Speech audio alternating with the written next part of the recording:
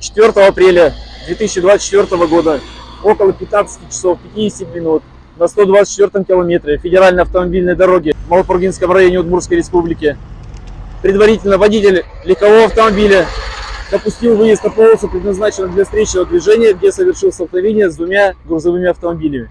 В результате дорожно-транспортного происшествия пассажир, мужчина, 46 лет, погиб на месте, водитель, 48 лет, доставлен в медицинское учреждение. На месте работают сотрудники госавтоинспекции, причины и обстоятельства выясняются.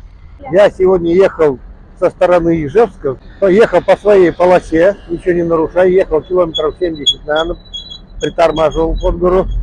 И ни с того ни с сего с встречной стороны легковая пошла на меня. Я стал уходить от него на обочину. И он скользь меня зацепил и ударился в сзади идущую машину. Трасса пустая была, и он прям просто повернул на меня шел.